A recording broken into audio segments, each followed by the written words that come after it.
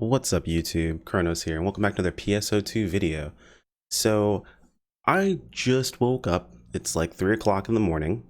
My sleep schedule's been way off, but I've been tagged, I've been pinged about all this new stuff that's coming, and we're going to talk about it, of course. So, cool thing, and mad ups to SEGA, SEGA of America. I have been asking for this for a while now. I've even popped a couple tweets here and there that, some light answers have been given, but not really a finite answer. And I guess this is why. I mentioned a roadmap. A roadmap would be really, really, really nice. It would make things a lot easier to understand, kind of what we know that's coming and when it's coming to the game. And I figured they were waiting for the PC release to kind of get settled down. There were some issues with the game when it first launched, which, by the way, if you guys had problems with the game when it first popped up from the Microsoft Store, I know the store is not the greatest thing in the world. No, it just sucks. But if you had those problems beforehand, I implore you, go and try them again, or go try downloading the game again. It's been running super, super smooth since a reinstall of the game. I personally went and took the game or completely uninstalled the game itself because I have a relatively quick network connection just so I can test this out. But completely uninstalled the game itself, reinstalled it just from the Windows Store, left it just as it was, and the game runs really, really smooth. The only thing I would suggest is if you install the game onto a different drive than your main drive, maybe just use the tweaker to install the game, which I'll leave a link in the video description to the ArcSlayer website for the tweaker itself. It updates the game, it installs the game for you. It kind of like removes some of the weirdness that the Windows Store tends to do. So if you just don't want to use it at all, the tweaker works really, really well. You do still have to be signed into the Windows Store. You still have to be signed into the actual, the Xbox stuff. You just don't have to open it. It'll take care of all that stuff for you. So cool beans. Hopefully it'll get some of you guys that haven't been able to play into the game itself and get you past that first boss.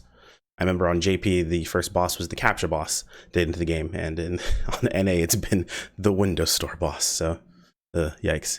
Anyway, we've got a lot to cover, so we're going to kind of jump into it. I haven't personally looked at any of this yet. Again, I just woke up. I'm just looking at all this stuff and all the pings, and I'm like, you know what? We need a video for tomorrow anyway. We're going to go ahead and make this video now, and we're going to pop it up and look through all this content together. So I did check the official, their official YouTube channel, which is here. By the way, guys, they do have an official YouTube channel that has some of these things that pop up. Unfortunately, again, this is another criticism.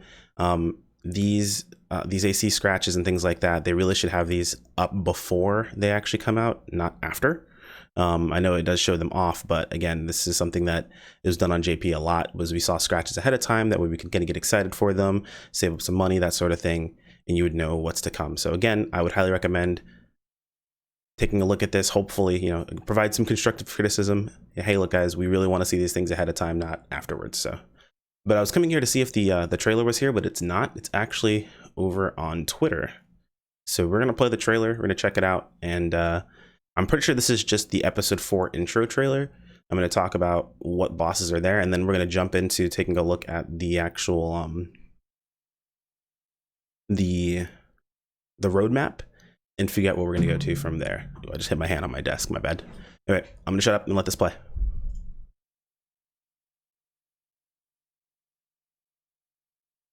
If it'll load. After all, that's going to not load now. Like, it was loading fine earlier. Like, right before this. You guys see I got 4 seconds in and I just stopped it. I just wanted to make sure it was actually working. Dude, if something can go wrong in one of my videos, it just decides to. I swear it does. If it's not an EQ, it's a video loading. Here we go.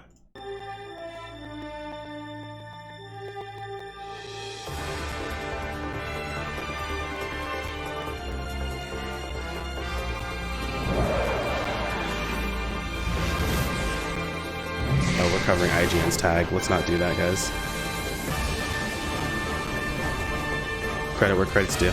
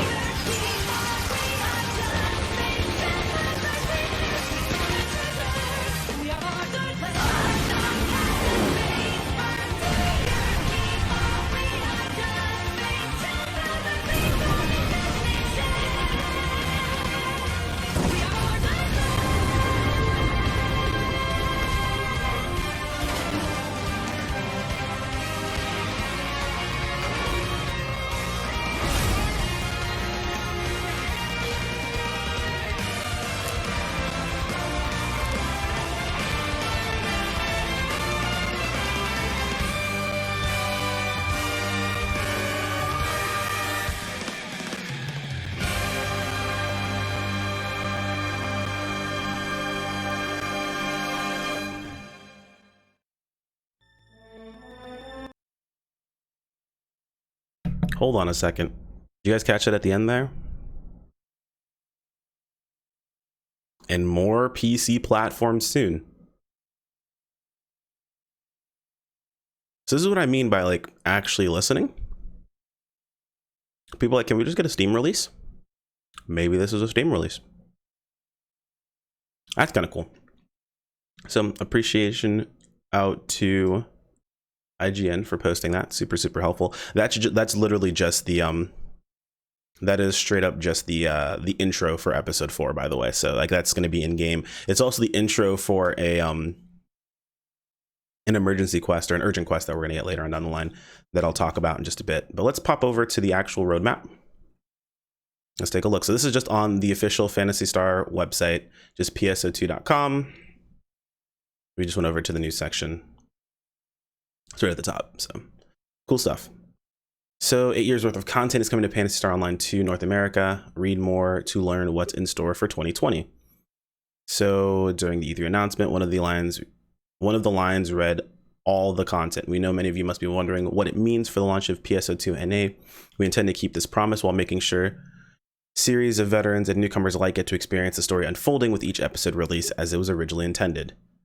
So far, this hasn't been exactly correct because balancing has been a bit off, but you know, myself personally, I tend to gravitate more towards a game where the general public can enjoy not being the greatest at the game, but I can also take a perspective of putting self-imposed challenges to make the game harder that makes it more fun for me. So I would much rather do this. The translation of that is basically UQs should be completable for the general public because it's just kind of like, I don't want to say throwaway content, but then they should have like harder bosses for solo content, and you can do those, you know, community bosses solo and make it easy or make it harder for yourself. So what's available at launch? So what we had was episode 1 through 3, 4 races, 9 classes, 5 planets, 14 explorable locations, additional mission types, advanced, extreme, and time attack quests, every casino minigame, all new live stage events, Xbox One achievements, Alliance quarters, and level 75 cap. Makes perfect sense. So what's coming in 2020? So here we go. Q3 is actually going to include episode 4 and episode 5 pretty quickly. That's interesting. I actually like that. So time is of the essence arcs, and then 2020 will be a busy year in Oracle. Every few months, we'll introduce a new episode to Phantasy Star Online 2 experience. Thank God. Okay, I was really concerned when we had the game for so long and we hadn't gotten a new episode, that if they were going to continue with that trend or if they were going to just start going bam, less episodes every couple months.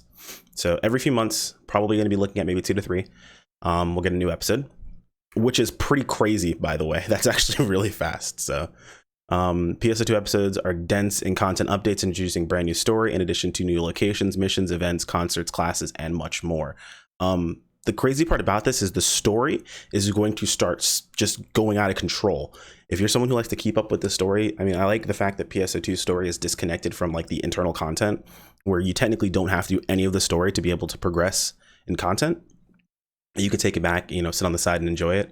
PSO2 story, it's got a lot. I mean, episode 4 is, the beginning of episode 4 is questionable, where it's like a really long time where it's just, okay, so how can I put this? So episode 1 was a lot of world building, but you did have some action still in it. Episode 2 and episode 3 are probably the best stories in all time for PSO2, in my opinion. They're just really good stories. If you haven't got a chance to actually watch them, check them out. Definitely try to check them out before a specific boss that we're probably going to be getting really soon if we're getting episode 4 soon. But there's a boss coming out, Profound Darkness. Definitely try to check these out before that boss comes around, because there's a really cool twist in episode 3 that I absolutely love. It's one of the few times, I'm not going to say that because it might give away a bit of a spoiler. So just watch these. But anyway, episode 4 starts to get back to world building because we're going to a different place. And it turns, for anyone who's familiar with anime, and hopefully you are familiar with anime if you're playing PSO2, it turns into a very slice of life anime for a long time before we get back to any action. So it's kind of crazy.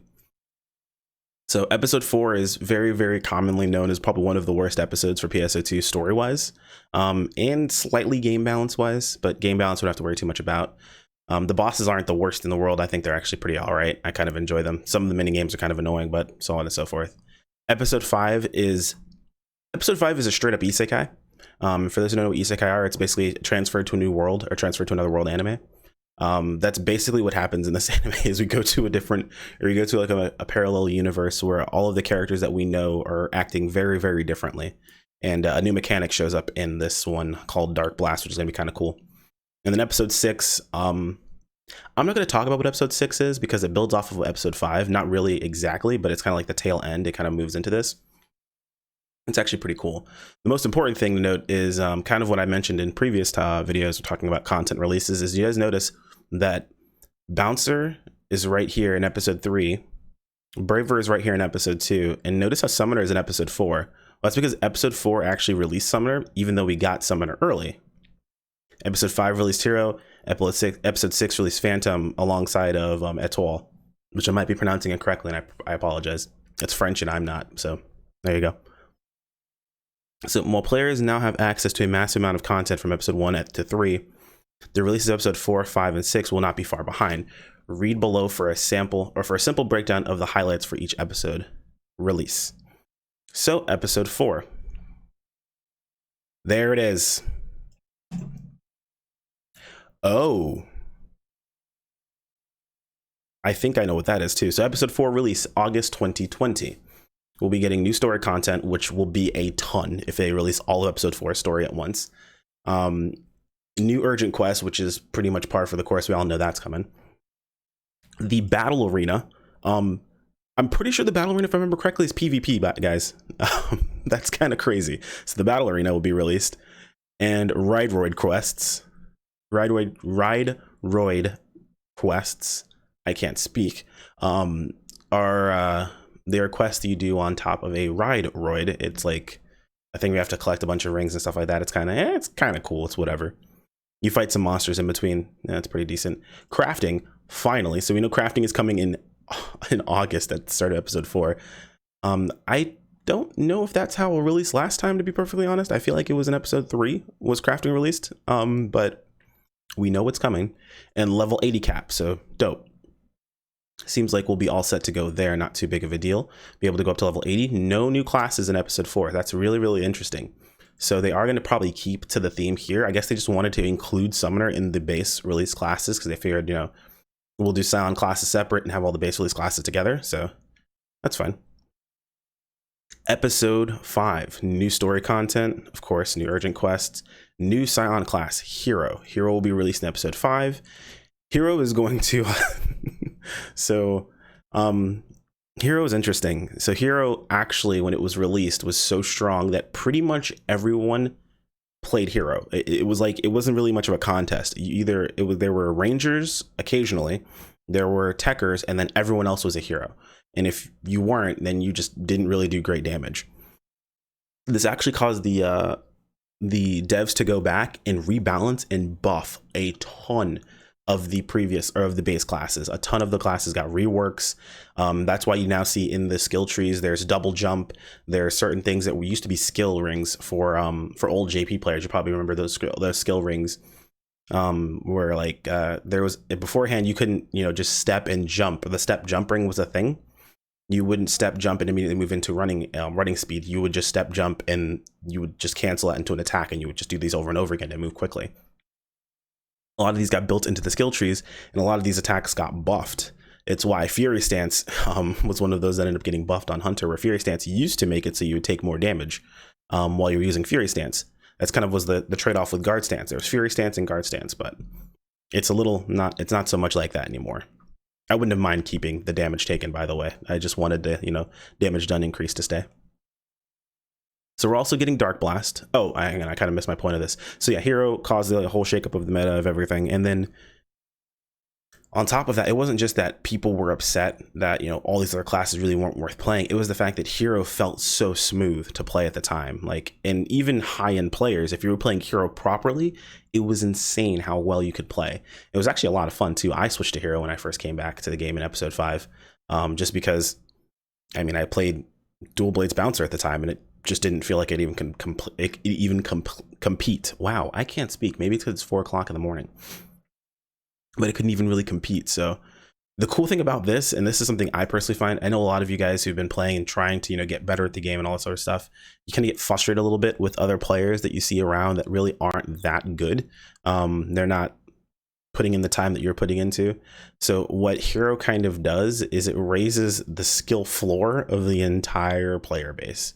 So it takes everyone who's decided like, oh, Hero is really, really cool, I'm going to play that because it just does a ton of damage and it's really easy to do that damage. That means everyone's going to probably pick that class up, and stuff will die a little bit faster. It won't be as terrible in pugs. So this is kind of cool. Dark Blast will be coming out. Dark Blast is a cool little mechanic. I'm not going to explain too much about it because it goes into the story of episode 5, but it's just another skill that we're going to get. Dark Blasts are actually kind of fun when they first come out, so yeah, those are cool. And then episode 6 part 1. Episode 6, new story content, new urgent quests, of course. The ultra hard difficulty will be coming out, level 95 cap, which is what we currently have in JP, and Phantom. So Phantom will be coming out. Phantom for you guys that are playing classes like Force, playing classes like Ranger, not you Bravers, I'm sorry, but playing those two classes. I guess Ranger, technically you would still stay Ranger, but classes like Force and things like that, you probably are going to want to jump towards this class. Now, Phantoms are really good, or is going to be a really, really good class in general. On JP, I'm pretty sure it's still considered the best class in the game. But one thing to keep in mind too is that while Hero is only a main class, it can't be anything else. Phantom will be our first Scion class that you can also have as a subclass. So a lot of classes end up subbing Phantom for one reason or another. Things like Hunter can actually sub Phantom for certain solo run setups that are kind of cool. It gives them access to techs and a couple of other things. Bouncer will sub Phantom as well, depending upon how you're playing the class. If you guys are just playing Soaring Blades, I do believe that Hunter sub still ends up being a bit better than Phantom, but your mileage may vary. And a couple of other classes that are able to sub Phantom to get access to techs they normally wouldn't, and access to utility that they would need. Things like crit chance, and just flat damage with extra PP. So this is really, really cool. I like this a lot, but this is my concern right now. So notice how it ends. I just realized this. It ended right here. This kind of bothers me a little bit. In these uncertain times, the schedule release is subject to change, but our goal is to reach parity with the Japanese servers eventually. That's good. I like this. I like the thought process here. With simultaneous releases moving forward to ensure that both services deliver the best experience possible for our players. That is awesome. So the goal, like this is what we were thinking too. They didn't really specify this. They didn't really specify this that much. But they were saying that we will have all the content JP has. Now that could take it as we will have all the content JP has now and JP is still going to be ahead of us, or we have all the content alongside of JP, similar to that of Monster Hunter World, where the PC version of the game released after the consoles versions, and the console versions were ahead for, you know, a good chunk of time, but eventually the PC version caught up to the console version, and now everything's releasing simultaneously. So everyone gets the content at the same time. It looks like that is their overall goal. And that is awesome if that's the case. Now, I know I've been thinking to myself that this is going to happen just because, for those of you guys who don't know a lot about the development process, part of the JP team, the JP dev team is also working on the NA version of the game. They have to make certain little changes and things like that. Granted, their changes haven't been the best in the world. There are some things that they could still work on that I would argue need a bit more extra work, but they're also working on it, which led me to believe that if that's the case, then content will be releasing simultaneously. So we'll have to see as things move forward. But this right here is a good thing to hear. Parity. Simultaneous releases. How long it takes to get to that point, I don't know. But I highly, highly recommend you guys do your best to support and offer feedback. Not just, you know, hey, the game sucks, fix your game. You know, I'm pretty sure they know that. Like those sorts of things are pretty obvious. And to be honest, they're kind of, they tend to shy people away from wanting to be on social media in most cases. Because who's going to want to open this up when all I hear is your game sucks, fix your game. Granted, yes, the Microsoft Store release was pretty bad. I even fought alongside it myself. I had my entire exe just deleted randomly one day, and I had to re-download the game, which I know some people are like, having to re-download the game, it's the worst thing in the world. It depends on your network speeds. Sometimes it can cost you a day of playing the game itself, but I mean, to be perfectly honest, it cost me a couple of hours, and I just sat and talked with my friends while I was downloading. So, you know, to each is their own. I know people don't have the most time in the world. Some people aren't as lucky as I am. They can work from home all the time, but I understand people's frustration in these situations itself. There's always an answer. And again, the ARCS layer tweaker is super, super useful for this stuff right now. So if you just don't want to deal with it at all, I would highly recommend checking that out. And that will be in the video description below. So that's it for our 2020 roadmap. ARCS, this is just part of what's in store for this year, and we will explain everything that is coming in detail with each new episode release. We would like to thank you for your support and joining us in a never-ending quest in the world of Phantasy Star Online 2 North America. See you in the game. So this roadmap, kind of concerning a little bit, only because we're still missing part 2 of episode 6 content.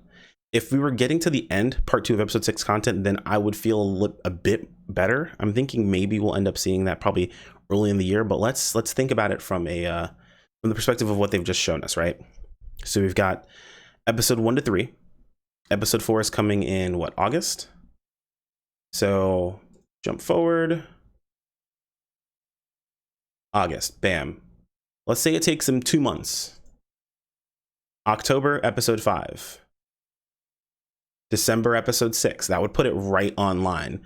So every 2 months, maybe new episode, I would say.